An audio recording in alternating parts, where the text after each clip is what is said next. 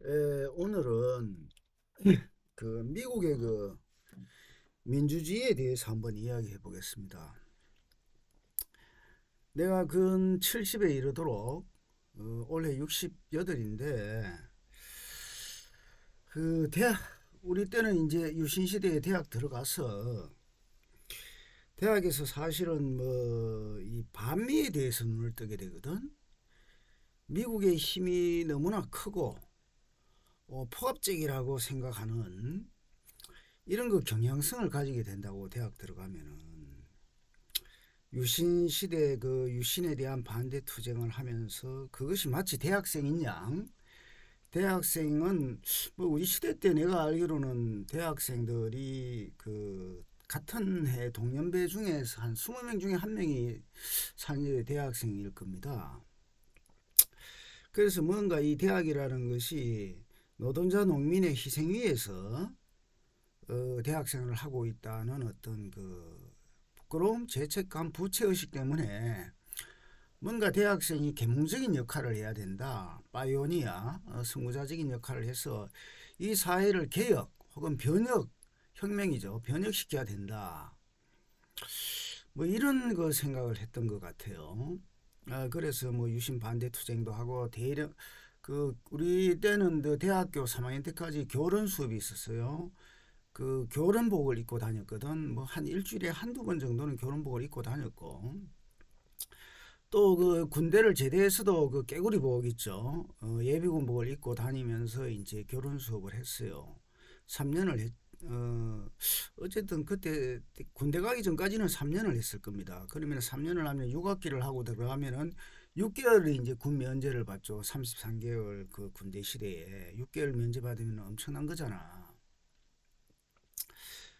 자, 그래서 이제 우리가 대학 들어갔을 때 뭔 책을 읽었냐 하면은 그 라이트 밀즈, 미국의 사회 라이트 밀즈 뭐 들으라 양키드라 하는 것들, 그 미국의 어떤 그 부조리한 모습들, 미국의 나쁜 모습들 이런 것들을 읽고 그리고 80년대 초반에는 초중반에는 이제 영문판으로 브루스 커밍스 한국 전쟁의 기원 뭐 이런 책들이 나왔는데 복사해 가지고 돌려 읽기도 하고 뭐 물론 이제 뭐 이영희의 그 뭐 우상과 이승이라든가 유국인과의 대화하면서 이제 중국의 그 공산주의를 기존에는 이제 나쁘게 생각했는데 그런 이영희의 그런 전환시대 논리라든가 우상과 이승, 유국인과의 대화 이런 책을 읽으면서 중국을 뭔가 좀 다소 좋게 생각하는 생각이 돼서 그런 그 흔적들이 지금 60여 년이 흐른 이후에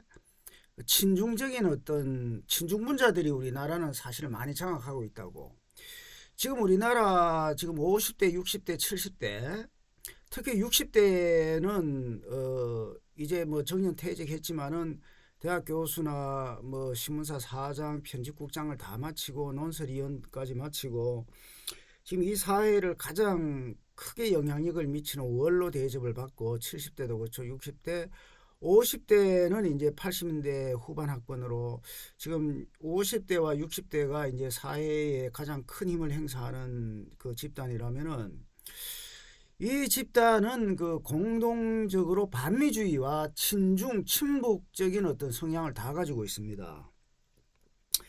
이게 지금 윤석열을 그 탄핵을 찬성하느냐 반대하느냐 나는 분명히 뭐 내 다른 유튜브에서도 얘기했지만은 윤석열은 다시 돌아오게 되겠습니다. 복귀를 합니다. 세상에는 시대적 흐름이라는 게 있어요. 시대적 흐름이라는 게 있기 때문에 그 시대적 흐름이 이제 박근혜 대통령 경우에는 박근혜는 사실 잘못한 것이 없는데 윤석열이나 박영수 얘들 검사들 그 한동훈이 이런 애들이 결국에는 죄를 조작해가지고 태블릿 PC도 조작이고 조작을 해서 깜빵에 그건 한 5년 정도 있었죠. 근데 뭐 박근혜는 그 억울함이라는 것도 호소하지도 않고 이런 거 보면 박근혜의 정신은 되게 단단하고 강합니다. 이런 걸 보면 이제 아버지 그 박정희 대통령의 영향을 많이 받은 것 같아. 실제 우리가 박정희와 이승만에 대해서 잘 모르지만은 이 사람들은 그냥 성적으로 봐도 한국의 최고의 뭐 탑이야, 1등이야. 이승만이의 그 가계 조사를 해보면은 사실 고종이라는 놈이 사실 협작꾼이죠. 나라를 팔아먹은 애가 뭐 얼싸오직 얘기할 필요가 없이 고종이라는 놈이야말로 사실은 이 나라를 팔아먹은 민비하고 그 민비의 그 저 외척 세력이 걔네들이 우리나라 그 국고의 반을 그냥 가져갔다고 이렇게 생각을 하면 됩니다. 구한말. 그리고 그 이승만이 그런 집안이 자체 그 면문제하를 당했죠. 이승만이 옛날에 과거 시험을 이제 친 사람인데 미국에 가서 프린스턴에 대해 가서 그 정치학 박사학위를 받았는데 내가 그 양반의 그 논문을 읽어봤어요. 되게 탁월합니다. 그거는 모든 그 학자들이 다 인정해 주는 것이고 실질적으로 그 당시에 그 식민지 조선은 일제강점기에는 결국에는 다른 방법이 없었던 거야. 1945년도에 모든 식민지가 됐던 그 아시아 국가라든가 뭐 중동이라든가 아프리카라든가 이런 나라의 그 생각을 해보면은 큰 시대적 흐름 속에서 무장투쟁이라는 것을 뭐 하지를 않아도 결국에는 독립되게 되어 있어요. 이것이 사실은 이제 자본주의의 어떤 논리 모순 때문에 되는 거거든. 자본주의라는 것은 사실은 그 제국주의로 성장하게 되는 거잖아. 제국주의로 성장 진화하는 과정 속에서 세계 제1차 전쟁, 제2차 전쟁이 실질적으로 제1차 제국주의 전쟁, 제2차 제국주의 전쟁이라고 말할 수 있잖아. 이것은 결국에는 자본주의가 발달하니까 대량 생산 체계에서 여러 가지 상품은 많이 생기기 때문에 국내를 넘어가지고 다른 국경선 넘어까지도 이 상품 시장을 개척해야지만 우리나라 그 노동자들이 밥 먹고 살 수 있단 말이야. 그러면은 이제 군사력도 강하니까 결국에는 식민지를 개척하게 되어 있어요. 원료 공급지로서 시장으로서 식민지를 개척한 것이 그 최초의 그 어떤 그 단계가 제1차 제국주의 전쟁이라고 그것이 제1차 세계 대전이고 1915년에서 14년에서 18년까지 일어났었죠. 그리고 나서 그 결국에 제1차 제국주의 전쟁에서 이제 패전국들이 그러니까 이것은 사실은 제국주의 정대 간의 그 전쟁이란 말이야. 유럽에서 일어난 그 전쟁이 그때는 이제 유럽 정도의 그 물론 이제 아시아도 같이 휘말려 들어갔지만 유럽 간에 일반적으로 그 영토 분쟁이라는 것이 유럽 속에서 일어났던 전쟁이야. 제1차 그 세계 제국주의 전쟁이라는 것은 이런 것은 뭐 사실은 소설로도 많이 나옵니다. 그 토마스 만의 소설이라든가 그 누구지 우리가 1960년대 많이 읽었던 그 소설가 누구야 헤르만 헤세의 그 데미안도 그 마지막에 사실은 전쟁에 참가하는 걸로 끝이 나잖아. 그래서 사실은 데미안은 주제는 명확한데 뒷부분이 참 애매하게 처리되어 있다고. 아래서 깨는 것이 결국에는 아브락사스의 아래서 깨는 것이 과연 데미안이 전쟁에 참가하는 것인가 아니 전쟁에 그 던져진 존재지. 어쩔 수 없이 데미안에도 이런 거 보면 어쩔 수 없이 전쟁에 던져졌다. 데미안이 그 헤르만 헤세가 그 부조리에 대해서 그 철저한 인식은 없었을 겁니다. 까미처럼 뭐 부조리 문학을 한 사람 아니잖아 헤르만 헤세는. 자 다시 얘기가 다른 데로 퍼지니까 오늘은 미국의 민주주의에 대해서 얘기하고 싶은 겁니다. 사실 우리는 저 70년대를 거치면서 이 반미에 눈 뜬 거야. 자, 학생으로 운동을 한다. 대학생이다 하면은 우리는 그 약자들은 소위 강자에 대해서 그 모종의 본능적인 적대감이나 두려움을 가지고 있잖아. 이것이 이제 정오가 되는 거야. 근데 여기서 이게 참 위험한 거야. 강자라고 해서 저 사람이 권력이 있고 돈이 있다고 해서 지식이 많다고 해서 우리가 무조건적으로 저 지식 분자를 적대할 필요도 없고 돈 많다고 해서 적대할 필요도 없고 권력이 있다고 해서 적대할 필요도 없단 말입니다. 그 사람은 그 나름대로 힘이 있는 나라는 그 나름대로의 어떤 그 발전 진화 과정을 거쳐가지고 미국이 됐고 권력을 가지고 돈을 자본가가 되고 그 뒤에 엄청난 성실한 노력이 있단 말이야. 자, 우리가 미국을 건국할 때 퓨리탄들이 이제 유럽에서 박해받던 개신교들이 와가지고 미국을 만들었잖아. 그래가지고 이 사람들은 박해받던 사람이 왔기 때문에 그 나라의 어떤 정치 제도를 반대했던 거야. 그래가지고 그러면은 앞으로 인간들이 살아갈 때는 어떠한 권리가 보장이 돼야 되고 어떤 식으로 유럽에서 그 각지에서 뭐 유럽에서 온 것만 아니잖아. 일본에서도 가고 우리 그 저 한국 조선 사람도 가고 중국 사람도 가고 아프리카 노예들도 가고 말이야. 사실은 미국이라는 나라는 그 전 세계 인종과 전 세계 종교와 전 세계 민족과 전 세계 부족들이 그 결합된 유나이티드 오브 더 스테이츠야. 수많은 국가들의 합중국이야. 이게 사실은 자 미국을 우리가 그냥 아메리카라 하면 안 돼. 유나이티드 오브 스테이츠야.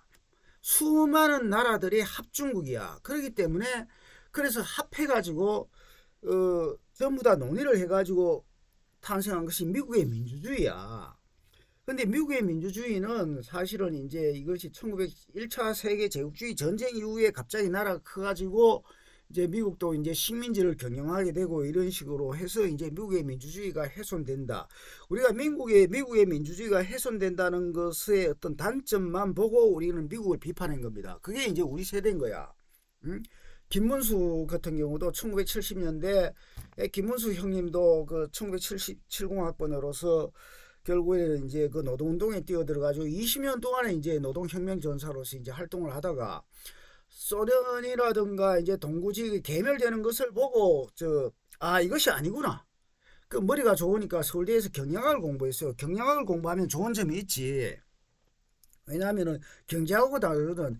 경제학이라는 것은 어디까지나 내가 볼 때 관념학이야. 이것은 사실은 무슨 너무 기우지 지낸 것에 점치는 거야. 경제는 사람의 심리나 여러 가지 제 모든 것이 작동하기 때문에 총체적인 것이기 때문에 그냥 나는 돈이 아무리 많아도 불경기업이면 내가 돈을 안 써. 부자도 돈을 안 쓸 수가 있다는 거야. 심리적으로 괜히 위축되고 아니면 도덕적인 부자는 야 요즘 불경이니까 나 돈 쓰지 말자. 남들 보기 좀 부끄럽단 말이야. 이렇게 생각하면은 사실은 경제가 더 묶이게 되죠.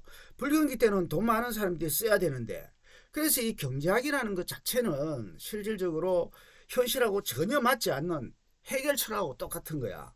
그래서 나는 자 여러분들 보세요. 경제학자가 돈 번 사람들 많이 봤습니까? 그런데 경영대를 나온 사람들은 뭐 회사 대표도 되고 결국에서 뭐 기업에 취직해가지고 밥이라도 먹고 살잖아. 문과에서 경영학과 나오면은 그래도 밥이라도 먹고 삽니다. 뭐 공인회사가 되거든 아니면 경영대를 나와서 뭐 저 사법시험도 공부하고 지금은 사법제도가 사법시험 없어졌지 공무원도 하고 이러잖아. 아니면은 자영업을 해가지고 아무래도 경영학에서 배우는 것은 경영학을 학문이라 할 수 있느냐 이런 얘기도 있지만 경영학이라는 것은 총체적인 학문이야. 경영학을 하려면은 뭐 인간 심리학도 알아야 되고 뭐 진화론도 알아야 되고 사회학도 알아야 되지 정치학도 알아야 되지 경제학도 공부해야 되지 조직에 대해서도 알아야 되지 인사경영에 대해서 인간이 뭔가 인간의 본성에 대해서도 알아야 되지. 그러니까 경영학을 이라는 것은 사실은 총체적인 인간학이란 말이야. 뭐 총체적인 인간학이 철학이라 하지만 철학은 뭐 총체적인 인간학이라기보다는 뭐 사실은 전 학문의 왕자로서 모든 학문에 대해서 어떤 그 기준점을 좌표를 제시해 주는 것이지. 자 어쨌든 자 그러면은 미국의 민주주의를 우리 세대는 사실은 그 반미주의자였어요. 반미를 하다 보니까 당연히 그 저 중국 쪽으로 가는 거야. 친중파가 되고 친중파가 되면 또 친북파야. 김일성을 인정하게 돼. 그래서 대부분의 이제 그 뭐 80년대 학생 운동권 애들이 주사파가 당연히 된 거야. NL. 왜 주사파라는 것은 야 그 저 조국의 민주화 자주화 세상에요. 자주화라는 것은 존재하지 않습니다. 모든 것은 관계성 속에 있되 연대해야 되고 서로 동맹을 맺어야 되고 협력해야 됩니다. 한미일 동맹 가치 중요하죠. 해양 세력들의 동맹 중요합니다. 나토 동맹 중요합니다. 이런 것들. 동맹을 해가지고 합동연행을 하든가 이런 식으로 해가지고 이 한 국가가 미국 자체 힘으로는 존재하지 않습니다.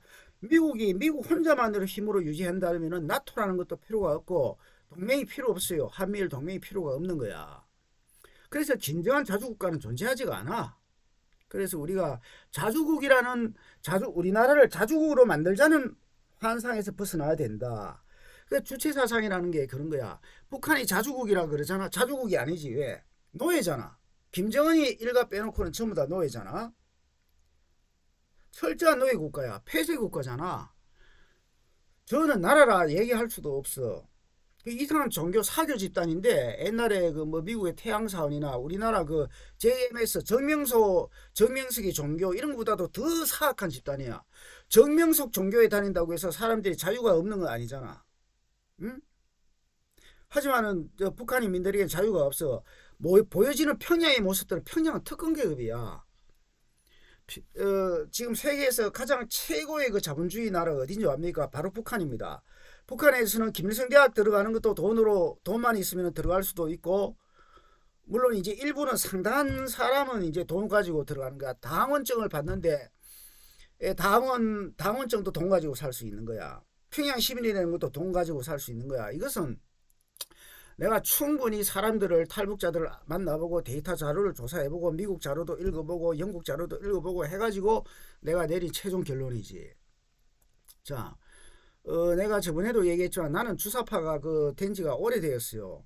그 고등학교 다닐 때 그 단파 라디오를 구입해가지고 주체 사상파가 그냥 자생 주사파로 돼 있지만은 실질적으로 그러니까 50년 이상을 주사파 생활을 하다가 여러 가지 사회과학 책을 내면서 저 자주 예전에는 80년대는 전부 다 가명으로 책을 냈습니다. 그런 책들을 내다가 이건 아닌 거야 도저히. 그래가지고 이제 주사파라는 것과 끊임없이 그 기란 관계 갈등 속에서 이래 있다가 북한이 너무 가난하고 너무 안 되는 거야. 그 민족주의 입장에서 내가 이제 그 친북 스탠스를 취하기는 했지만은 비판적으로 나는 북한을 바라봤어요. 북한을 바라보다가 김정일이까지도 비판적으로 좀 바라보다가 야 저건 아닌데 저건 아닌데 자꾸 핵 개발을 할 때 저건 아닌데 김대중이가 사실은 퍼주게 했는 건 맞습니다. 사실 김대중이가 그 햇빛 정책이고 햇빛 정책 자체는 뭐 옳은 겁니다. 그런데 이제 사실 김대중의 그 개인적인 야욕 욕심 있잖아. 헛된 망상 노벨 지금 사실 노벨 평화상이나 뭐 노벨 문학상이나 인정해 주는 사람 있습니까? 그 바보 덩신 그 모질이들 무식한 사람들이나 뭐 그런 이상한 그 근위에 그 오소리티라는 것 자체가 노벨 끝난 지는 오래됐어요. 자, 그 자주자강 시대에 무슨 그 오소리티 쓸데없는 근위를 그 맹종을 합니까? 그 종교야 그냥. 자, 그래서 이제 그 노벨 평화상을 받겠다고 이제 북한에서 수천억을 보내주지 않습니까? 어쨌든 그때는 박지원이 이런 애들도 관계되어 있지만은 사실은 어쨌든 그래서 지금 나는 북한에 대해서 정확하게 비판을 할 수 있습니다. 비판할 수 이런 걸 볼 때 80년대, 70년대 사람들이 주로 이제 반미 노선을 걷는 것은 바로 친중 친북 노선이다. 미국을 반대하면은 결국에는 친중 친북 친러로 돌아설 수밖에 없습니다. 왜냐하면은 결국엔 하나를 택하면 제3의 길은 없어요. 문학에서는 가능할 거야. 누구지 갑자기 생각이 안 난다. 광장을 누웠었죠. 광장 지은 작가 갑자기 이름이 생각이 안 나네. 구운몽하고 최인훈이는 뭐 광장에서 300을 택하는 걸로 소설의 결론을 맺었지만은 그것은 하나의 실제로 그런 사람도 있지만은 결국에는 미국을 택하느냐 중국을 택하느냐 이것이 있고 미국을 실질적으로 택하고 겉으로는 중국하고도 친하게 지내는 척 뭐 이런 길도 있습니다. 요거는 가능하지. 실제 그러면 한국이 택해야 될 길은 미국하고 실질적으로 연대연합을 하고 중국하고는 좋은 척만 해야 됩니다. 왜냐하면 무역도 지금은 우리가 중국과의 무역에서 우리가 흑자로 우리가 할 수 있는 것은 중국도 다 하잖아. 뭐 전자라든가 뭐 트럭이라든가 배터리 사업이라든가 뭐 IT 관련이라든가 로봇 드론이라든가 중국이 한국을 다 따라잡았기 때문에 이미 우리는 데이터 산업에서 인공지능 사업에서 중국을 따라가기 힘듭니다. 그래서 사실 우리는 결국에는 미국이나 나토 세력과 연대해가지고 중국과 맞설 수 있어야 되는 겁니다. 자, 그래서 오늘은 미국의 민주주의는 왜냐하면 지금 현재의 2025년에 벌어지고 있는 윤석열이가 다시 돌아와야 된다 안 돌아와야 된다 뭐 이런 것은 사실은 아무런 의미가 없습니다. 왜냐하면 장기적이고 전략적인 사고를 하면서 국가의 미래를 열어나가야 되거든. 단기적으로 내가 전라도 사람이기 때문에 나 윤석열 반대해. 나 영남 사람이기 때문에 윤석열 돌아와야 돼. 이런 거 자체는 내 지금 일시적 기분은 좋을 수 있지만은 진짜 민족의 이익과 국가의 이익을 위해서는 그 중요한 문제가 아니라고 봅니다. 그래서 이제 오늘 뭐냐면은 프랑스 혁명 이후에 이제 그 알렉시드 토크빌이라는 친구가 있어요. 이 친구가 그 아주 젊은 거의 천재라 얘기할 수가 있지. 이 백작이니까 이제 왕족 집안이죠. 이게 이제 그 미국의 민주주의라는 책을 냈고 미국에 가서 직접 견학을 해본 거야. 미국의 민주주의가 장점도 있고 단점도 있더라. 이런 것들. 그리고 이제 프랑스 혁명에 대해서 얘기한 것이 있는데 오늘 내가 얘기하고 싶은 것은 우리가 한국의 민주주의를 알기 위해서는 먼저 과연 민주주의가 무엇인가? 실질적으로 우리는 뭐 민주주의는 삼국시대 그 화백제도에도 기원을 둘 수도 있고 물론 민주주의 그 기원은 찾을 수 있습니다. 뭐 서구 애들은 그 아테네 민주정에서 찾을 수 있고 근데 실제 아테네 민주정까지만은 그 당시 때는 한 명의 자유인이 필요하게 하기 위해서 밥 먹고 살고 독서하고 뭔가를 음악을 즐기고 연극을 즐기기 위해서는 20명의 노예가 필요한 겁니다. 아테네 자유민이 그 사람들에게만 민주주의가 있지 그 노예들에게 민주주의가 있는 게 아니잖아. 북한 그렇잖아. 북한에 민주주의가 있어요. 자유주의가 있어요. 김정은이에게만 그게 자유가 있는 거야. 그런데 김정은이 밑에 뭐 대원군 장수 뭐 김일성 대학 교수들에게는 자유가 없지. 걔들에게는 자유가 없어요. 자, 그러니까 이제 자유가 제한적이었잖아. 사실은 그 민주주의를 말할 것도 못해. 그 신라의 화백제도도 마찬가지입니다. 화백제도라는 것은 그 중요한 그 부족 국가들, 대신들 참여할 수 있는 사람들이 모여가지고 만장일치제로 뭔가를 의사결정을 하는 거야. 그러니까 우리가 얘기하는 데모크라시가 아니잖아. 데모가 뭡니까? 군중들, 우중들일 수도 있고. 그 민주주의는 위험합니다. 왜냐하면은 민주주의는 여러 사람들이 모인 통치일 수도 데모크라시일 수도 있지만은 이 데모가 우중으로 해석될 수가 있거든. 어리석은 자들의 정치란 말이야. 이럴 때 위험하잖아. 그래가지고 이제 소크라테스나 이제 플라톤 같은 사람들을 이 민주주의라는 것은 사실은 중우 정치로 흐를 수 있다. 그래서 플라톤은 철인 정치, 철인 정치를 얘기를 했습니다. 실질적으로 철인 정치가 가장 좋다고 봅니다. 근데 모든 사람이 성인군자 철인이 될 수 있습니까? 철인이 될 수가 없잖아. 에? 근데 철인도 시간이 따라서 사람이 변하고 생로병사가 되면 철인도 나중에 젊었을 때는 철인이었단 말이야. 지혜가 위저됨이 풍부해. 장기적이고 전략적인 사고를 잘해. 응? 국가를 위한 이익이 뭔 것인가 효율적이고 공리주의 입장에서 생각을 많이 해. 그런데 늙으면은 옹고집이 생긴단 말이야. 응? 편향된 자기 젊었을 때의 지식을 끝까지 고수하는 것을 오이스터 그 갯바위에 붙어있는 굴딱지라 그러거든. 그래 돼버리잖아. 그래 되면 나라가 망하는 거야. 그래서 철인 정치도 사실은 바람직한 건 아니지. 철인 정치라는 것을 예를 들어서 철인이란 뱅크를 1000명을 두고 뭐 1년이나 5년, 3년 주기로 바꿔가면은 또 모르겠지만은 자 어쨌든 자꾸 얘기가 다른 데로 새는데 미국에 이제 토크빌로 돌아와가지고 자 이제 그 토크빌이라는 친구가 이제 이 영국의 결국엔 이제 프랑스의 사람들은 그 영국의 영향을 받을 수가 밖에 없어요. 영국의 자본주의가 가장 빨리 발달하잖아. 해상 국가이기 때문에 해상 무역이 잦잖아. 거리가 잦다 보면은 사상도 발전해. 우리가 에게 문명이다, 그 크레네 문명이다 이런 거 전부 다 바다와 섬이잖아. 그래서 이제 우리나라도 사실 한반도로서 우리 이 삼면에 둘러싸이는 것은 그 상당한 장점이라고. 중국과 붙어 있기 때문에 중국의 침략을 받고 지배를 받고 지방의 분국으로서 우리가 사실 존재했었잖아. 우리가 뭐 조선시대나 뭐 이럴 때 보면은 항상 우리가 뭐 세자를 책봉한다, 왕을 한다 하면은 중국에 보고를 하고 중국의 허가를 받아야 되잖아. 어?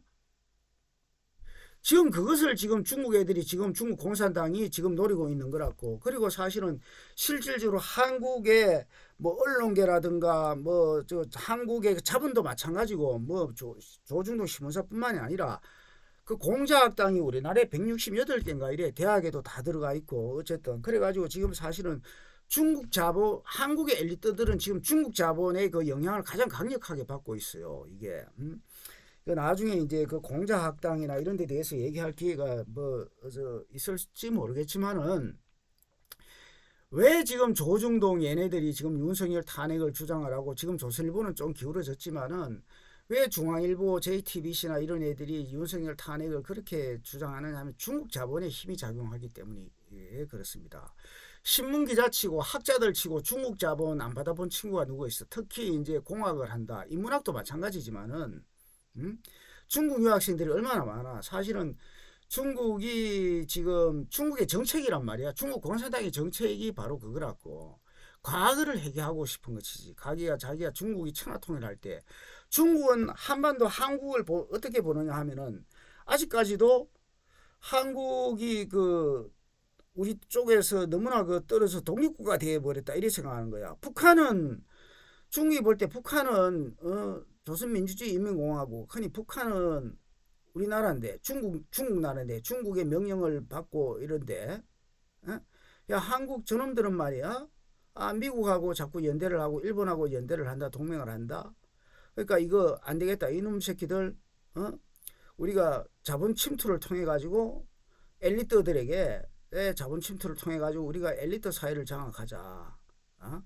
언론 사회, 출판 사회, 자본가 사회, 뭐 지금 사실은 그렇게 된 상황이죠. 그래가지고 윤석열 탄핵이라는 것 자체가 이렇게 팽팽한 긴장감 속에서 진행되고 있는 겁니다. 우리가 이제 자본의 흐름이 전체 상을 봐야 되는 거야. 지금은 이제 미국 자본이 사실은 좀 압도적이지만은 사실은 중국 자본이 추월하려고 하고 있잖아. 중국은 아프리카나 이런 데 중동에 돈을 다 깔아버렸잖아. 그래가지고 실질적으로 세계의 강물 자원을 전부 다 아프리카 땅 밑에 전부 다 강물이 있는 거 아닙니까? 뭐 학교 지주고 뭐 수도 관계시설 해주고 해가지고 중국 자본이 침투해가지고 실질적으로 중국의 힘이 그렇게 이제 강했었단 말이야. 그래서 이제 G2 국가로서 미국에 맞서잖아. 근데 중국은 뭐냐면은 우리가 배울 게 없는 거야. 한국의 미래가 중국에 대해서는 절대 안 돼. 물론 우리가 미국만 무조건 따라가서도 안 되지만 미국의 장점은 아직까지 있기 때문에 미국의 장점은 이제 배워봐야 되고 중국의 과연 전체주의가 장점이냐? 중국의 국가 자본주의가 장점이냐? 중국은 분명히 국가 자본주의의 길을 걸으면서 저들을 자꾸 공산당이다 사회주의라고 얘기하잖아. 사회주의? 그러면 모두가 평등해야 되잖아. 중국에 누가 평등해? 세계 최고의 부자는 누군 줄 압니까? 김정은이야. 북한 땅 전부 다 김정은 땅이잖아. 지 멋대로 내가 골프 치고 싶어 하면 이 바로 골프장 바로 만들 수 있잖아. 최고의 자본가, 세계 최고의 자본가는 김정은. 땅을 가장 많이 가진 놈은 김정은. 노예 국가의 김정은이라고. 우리가 이제 최고의 자본주의는 북한. 돈이면 다 당정도 살 수가 있고 대학도 있고. 또 최악의 자본주의는 불평등이 가장 심각한 자본주의는 북한. 왜? 굶주리는 사람이 아직까지도 있거든. 평양 빼고 평양 뒷골목 평양 뒷골목으로 건물 바로 한번 나도 평양에 김대중 정권 때나 노무현 정권 때나 평양에 몇 번 왔다 갔다 했지만은 뒤를 안면에 따라가면서 대도로 변의 뒤를 볼 수 없게 합니다.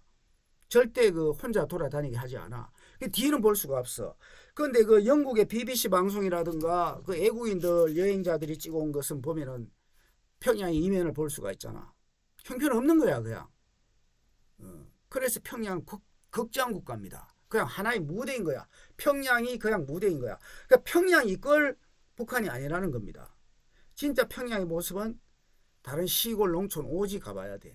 아직까지 속 끌고 아직까지 1930년대 일제시대 때 목탄차 나무를 떼가지고 그거 가지고 차를 굴러가고 아직까지 소구름만 타고 다니고 잘 살면은 내가 보안원이 어느 정도 관리직이나 되면은 이제 오토바이 타고 다니고 아니면 자전거를 타고 다니고 자 이렇죠. 자 이제 다시 토크빌로 돌아와서 토크빌은 이제 결국에는 이제 옛날 사람들은 그렇잖아. 전부 다 이제 정치학, 사회학 전부 다 모든 영향을 미치는데 이게 이제 프랑스 혁명이 끝나고 나서 제2공화제의 이제 제2공화국을 거치고 이제 제2제정의 격동기 시대를 이제 이 토크빌이 살았어요. 그러면서 이제 영국의 자유주의자들하고 많이 교류를 한 거야. 그 존 스튜어트 밀의 영향을 그래 받았습니다. 이 토크빌은 이제 노르망디의 그 귀족 가문에 가지고 이제 처음에는 법학 뭐 옛날에 대학에 뭐 법학하고 뭐 신학하고 뭐 의학 정도밖에 더 있었어요. 그러니까 법학을 공부하고 이제 처음에 이제 그 법관이 되었습니다. 토크빌은 그래가지고 이제 프랑스에서 이제 사실은 프랑스 혁명이라는 것이 미국의 그 혁명에 영향을 받아서 1776년 미국이 독립을 했잖아요. 영국으로부터. 그 영향을 받아서 1789년에 프랑스 혁명이 일어난 거야. 우리가 프랑스 혁명이 유럽에서 그냥 혼자 프랑스 사람들이 불만을 느껴서 이렇게 그게 아닙니다. 저 멀리 떨어져 있는 미국의 영향을 받아가지고 미국이 독립한 거야. 영국으로부터 독립한 거야. 그때 유럽 대륙에서 유럽 대륙과 떨어져 있는 섬나라지만은 영국으로부터 독립한 아니 그 강력한 그 영국으로부터 그 쫓겨난 사람들이 말이지 독립을 한 거야. 그러니까 이제 프랑스 사람들이 말이야. 응? 그 프랑스 그 시민 계급이라든가 그 밑에 계급들이 그 영향을 받아가지고 결국에 시민 계급이라 하면 좀 배운 사람들 아닙니까? 그래가지고 이제 그 프랑스 혁명을 일으켰는데 그리고 이제 프랑스 혁명을 했는데 결국에는 로비에스 피에르 자 모든 혁명은 결국에는 독재로 끝나게 되어 있어요. 지구촌이 아니라 안드로메다에서 그래. 그래서 나는 혁명을 반대하는 거야. 나도 20대, 30대, 40대, 50대까지만 해도 혁명 분자였어. 변혁을 해야 된다. 세상을 변혁시켜야 된다. 한데 그 60 넘어서는 이게 아니다. 점진적 개혁이 맞다. 민주주의는 우리가 그 자동차 결국에는 이런 거야. 이런 전제 조건이 있어야 돼. 산 사람은 평생 자동차 하나밖에 못 산다. 뭐 이걸 가지고 이제 갈고 닦고 고치면서 수리해야 되는 거야, 사실은. 자, 우리가 이 지구촌이 자동차야. 이 자동차 하나를 가지고 살아야 돼. 이게 민주주의입니다. 자, 이거를 끊임없이 처분할 수 없는 거야. 수리하고 보수하고 고치고 이래야지 자동차의 그 기능을 오래 갈 수 있는 거거든. 그 이거를 자동차를 내버리고 새로 다른 것을 개발한다. 이런 식은 안 돼요. 혁명이라는 것은 지금 내가 잘 쓰고 있는 자동차를 그냥 다 뿌게 불태워버리는 거야. 자동차 필요 없다는 거야. 그러면 고무풍선 타고 다닐래? 이게 혁명입니다. 그래서 혁명이라는 것은 결국에는 독재로 끝나는 거야. 관념으로. 모든 혁명은 모든 독재로 끝났다는 것이 인간의 인류의 역사의 경험이야. 소련 혁명, 러시아 혁명 뭐야? 독재로 끝났지. 동구라파의 혁명 독재로 끝났지. 중국의 혁명 독재로 끝났지. 북한의 혁명 독재로 끝났지. 쿠바의 혁명 독재로 끝났지. 가난하잖아. 독재로 안 끝난 혁명은 존재하지가 않습니다. 그래서 우리는 점진적 사회공학이라는 거 뭐 칼포프 이론이라든가 점진적 사회공학이라든가 이런 것들을 우리가 그래서 결국 이노베이션 끊임없이 개혁하고 이런 거 자세가 중요한 것 같고 그래서 이제 사회공학적인 마인드 우리가 그 이 사회를 수선해 나가야 된다. 이런 겁니다. 그래서 우리가 이제 계몽이라는 게 필요하다고 끊임없는 그 계몽. 오늘도 뭐 미안하지만은 이렇게 폭탄주를 마시면서 내가 이제 폭탄주를 마시면서 얘기를 하기 때문에 뭐 실수도 들어 있을 겁니다. 나는 옛날에 그 저 대학에서 강의할 때도 내 딱 해놓고 얘기했어요. 뭐 낮술 한잔 하고 들어왔다. 그래 뭐 나는 그냥 그 뭐 자신 있는 거야 그냥 뭐 나를 싫어하는 학생 뭐 있으면은 뭐 강의 안 들으면 돼 그냥.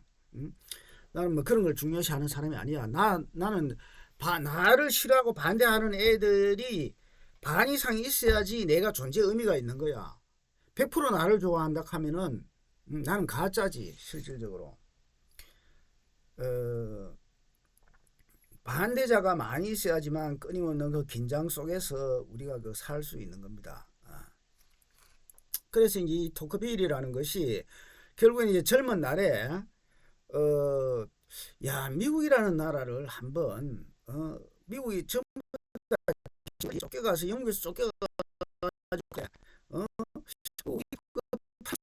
어떻게 그 미국의 그 영향을 받아가지고 프랑스에서 민주주의를 일어나는 것이지. 그래서 미국에 한번 가보고 싶은 거야. 그래 이제 미국에 가가지고 실제 그 프랑스의 그 사절단으로서 이제 가게 됐는데 미국의 그 형무소 체제를 연구했습니다. 우리가 이제 형무소 교도소라는 게 참 중요한데 옛날에는 교도소가 많지를 않았어.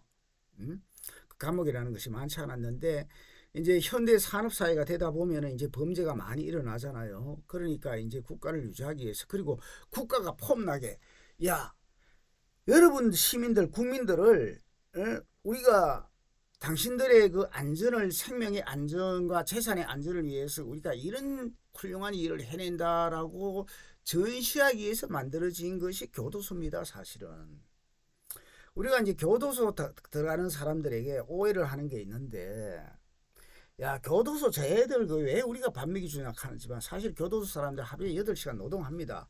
월화수목금 8시간 노동하는데 월급을 얼마 받는 줄 알아? 요새는 모르겠는데 한 10년 20년 2만 원 받아. 하루에 1,000원 받아. 하루에 1,000원 받고 8시간 일해. 그래서 그 사람들도 공짜밥 먹는 게 아니야. 교도소에서도 조국은 공짜밥 먹어. 조국 근무하는 왜? 그 독방에 갇히면은 일을 하지 않습니다. 독방에 갇히면은 그냥 뭐 책이나 보고 이러거든. 독방에는 뭐 사상범들 뭐 이런 사람들 옛날에 그 나도 독방에서 살아봤는데 뭐 사회에서 요주의 인물이라든가 특별하게 유명한 사람들이라든가 사상범이라든가 뭐 내가 뭐 장관을 했다 내가 재벌이었다 뭐 대통령이었다 뭐 이런 사람들 독방을 주지. 자 어쨌든 그래서 이 그 형무소를 가보면은 사실은 사회의 모든 것이 다 읽혀. 왜냐하면 한국의 교도소도 가보면은 엄청난 부자와 엄청난 권력자와 그러고는 중간은 잘 없고 중간에는 그 좀 사기꾼들이 많아. 한국은 사기공화국이잖아. 사기꾼 천지야. 사기꾼 천지. 우리 그 저 형법 제도가 사기꾼에 대해서 형량이 너무 작습니다. 사기꾼의 형량을 곱하기 10으로 늘려야 돼. 1억을 사기치면 10년을 살려야지 이 한국 놈들이 전세 사기나 이 사기를 안 쳐요. 자 이런 것은 국회의원들이 해야 되는데 이 국회의원 애들이 자기네들의 그 개인적인 이득만 좀 밝히는 애들이 많잖아. 공적인 이익에 대해서는 관심이 없는 애들이잖아. 사실은 특히 전라도 애들은 전라도 전체주의가 있잖아. 전라도 전체주의는 뭐냐면은 이것이 지금 국가를 이익을 위해서는 윤석열이를 탄핵하는 것이 사실은 안 맞아. 지금 우리가 전체적으로 금마들은 이상하게 논리를 대가지고 야 국가의 이익을 위해서 민주주의 발전 얘기해서 사실은 그 친중 친북 노선입니다. 결과적으로는 그렇게 된다고. 지가 내가 말이야 내가 그 전라도 사람으로서 난 윤석열 반대해. 에? 그렇다고 해서 지가 친중과 친북의 논리 속에서 없었다 하더라도 그 인지를 못했다 하더라도 결과론적으로는 우리 한반도의 운명적 숙명적인 논리로 보면은 친중파 친북파가 종북의 세력이 될 수밖에 없어요. 그것은 한반도의 그 지정학적인 지경학적인 논리 정치적으로 경제적으로 중국의 영향권에서 벗어나기 힘들기 때문에 중국의 영향받아 봐야 우리가 배울 것이 없기 때문에 우리는 그 친미 노선을 그려야 되는 것이 맞습니다. 자 다시 토크빌 얘기가 되게 길어지네. 그래서 이제 토크빌이 이제 한 1년 가까이 미국에 가가지고 민주주의 체제 민주정이 이제 미국의 민주주의 좋은 점도 발견하고 또 이제 위험한 점도 발견하고 그래서 이제 미국의 민주주의를 저수를 했어요. 그래서 이제 이게 이제 프랑스에 와가지고 엄청나게 성공을 하는 거야. 그래서 이제 미국의 민주주의라는 한국에 번역되어 있고 또 하나의 또 유명한 책이 이제 구체제와 이제 프랑스 혁명이라는 게 있습니다. 프랑스 혁명이라는 게 있는데 이제 프랑스 혁명에 대해서 이제 한번 돌아보는 것이지. 그래서 이제 이 친구는 이제 그 자유주의자인 거야. 우리가 사실은 민주주의자가 되건 사회주의가 되건 기본적으로 개인적인 자유주의에서 출발해야 되지 진정한 그 민주주의자가 되는 겁니다. 그래서 이제 자유주의 정치 전통을 이제 프랑스에서 대표하는 인물인데 7월 왕정에 처음에는 이제 7월 왕정이 뭐냐면 프랑스에서 1830년대에 왕정이 복고되는 시기가 있어요. 그때 이제 참여했다가 또 공화정이 1차 공화정이 이제 프랑스 혁명이잖아. 2차 공화정이 언제냐면은 1849년이야. 이때 이제 참여하고 나폴레옹 3세가 이제 나폴레옹 3세는 그 나폴레옹의 진짜 오리지널 나폴레옹의 조카야. 좀 이상한 애가 나와가지고 나폴레옹 3세가 나와가지고 1957년에 이제 쿠데타를 하거든. 쿠데타를 하면서 이제 이 토크빌이 이제 은퇴를 해가지고 이제 구체제 앙시지앙 레짐이지, 앙시앙 레짐이란 구체제한 이제 프랑스 혁명을 저수를 하는데, 그래서 이제 토크빌은 이제 미국의 민주주의에 대해서 이제 상속법, 자 미국에 가니까 이제 재산을 사유재산을 보호하잖아. 이런 상속법이라든가 교육이 균등한 거야. 대중교육을 시키는 거야 이제. 미국은. 유럽은 그렇지 않아. 유럽은 뭐 이렇게 그 못 배우면은 못 배우고 이런데, 그 미국에서는 이제 대중교육을 시키고, 그리고 디모크라시를, 민주주의를 실현하는 거야. 물론 이제 그때는 이제 노예는 제외하고 어쨌든, 그리고 평등의 개념이, 그리고 자유의 개념. 그러니까 자 미국의 민주주의에서 제일 중요한 것이 사유재산 보호, 평등한 교육, 민주주의, 그리고 평등 개념, 자유. 지금도 사실은 미국에서 유지되고 있는 게 개념인데, 신자유주의 이후에 뭐 레이건 등장하기 전에 1970년대 중반부터 사실은 평등의 개념은 좀 무너졌죠. 지금은 이제 미국이 진짜 좀 다시 살아나려면은 미국에서는, 자 미국의 사유재산 보호는 좋아, 균등한 교육도 좋아, 민주주의도 좋아, 자유도 좋아. 한데 평등의 개념을 좀 더 그 가치를 살려나가야 된다고, 미국이. 지금 미국에 이제 노숙자들이 엄청나게 많잖아요. 그래서 이 평등의 개념이 이제 뭐, 원래 미국이 세울 때는 평등이라는 개념이 있었어요. 이 5가지 키워드로 이제 토크빌이 이제 미국의 그 민주주의에 대해서 이제 얘기를 합니다. 그래서 이제 토크빌은 상속법이라는 것이 미국의 평등에 많은 영향을 이제 끼쳤다고 얘기를 하면서, 이제 하나로 이제 유럽의 그 지배적 상속 제도는 뭐냐면 장자 상속이야. 장남만 하잖아. 우리나라도, 일본도 얼마 전까지 장자 상속이었잖아. 그런데 우리나라 일부 미개한 사람들은 내가 장남이니까 뭐 재산을 말물 받았는다, 이런 이상한 무식한 인간들이 있단 말이야. 그래서 그런 것들은 사실은 좀 낙후한 미개인이죠. 뭐 요새는 거의 없을 거야. 뭐 존재하지가 않고 법원에서 인정이 됩니까, 그런 것들이. 근데 미국은 이미 그때 장자 상속 제도를 없애버리고 균등 상속 제도를, 장남, 차남, 뭐 딸들 모든 균등하게 n분의 1로 적용하는 것을 채택을 하고, 이게 이제 자손들에게 동일한 상속분을 의무화하는 이런 그 법을 만들어 버리니까 부가 분배가 균등해지는 거야. 미국의 그 부의 불평등이, 지금은 부의 불평이 심하지만 그때는 미국이 전부 다 평등한 거야. 왜? 할아버지가 재산이 만약에 100억을 모았으면은 자식이 10명이면 전부 다 10억씩 주는 거야. 미국의 제도적으로 장자상속제가 없어지니까. 야, 이거 유럽 애들이 볼 때는, 야, 이거 진짜 신박하고 진짜 훌륭하고 진보적인 제도구나. 그래가지고 뭐 그러고, 이게 그래서 이제 미국의 이런 그 장자상속제를 폐지한 것이 경제적 평등에 이바지했다고 그 토크빌이 미국의 민주주의에 대해서 그 조술한 겁니다. 그리고 이제 미국의 혁명에 영향을 받은 것이 이제 프랑스 혁명이라고 말을 했잖아요. 그래가지고 이제 그는 이제 이 토크빌이 루이 16세의 집권 중에 발생한 프랑스 혁명이 이제 귀족 신분이든 이제 그 구체제하고 중간 계급인 이제 그 프랑스 간의 치열한 투쟁 아닙니까? 앙시앙 레짐이잖아. 구체제와 새롭게 성장하는 부르주아 세력 간의 이제 투쟁 속에서 그런 것이 이제 그 생겨난 것이 이제 프랑스 혁명이다. 그런데 이 혁명에 이제 그 실패한 이유는, 자 로베스크르 피에르 같은 애들이 관념적으로 추상적인 계몽 사상에 빠져가지고 결국에 얘네들도 독재를 하잖아. 로베스피에르가 결국에는 지가 제우스 신이 되는 거야. 히틀러처럼 막 뒤에 막 광이 막 빛을 쬐면서 막 제우스 신처럼 등장하잖아. 그리스의 막 신전에서 있는 신들이 있는 흰 옷자락을 끌면서, 막 이런 것들이 이제 그 미국의 민주주의에 대해 읽다 보면은 이제 미국의 민주주의의 그 자유평등이라든가 그 기회균등이라든가 교육이라든가 여기에 대해서 이제 하는 게 나옵니다. 오늘 시간이 너무 많이 됐으니까 다음에 다시 연결해서 얘기하도록 하겠습니다.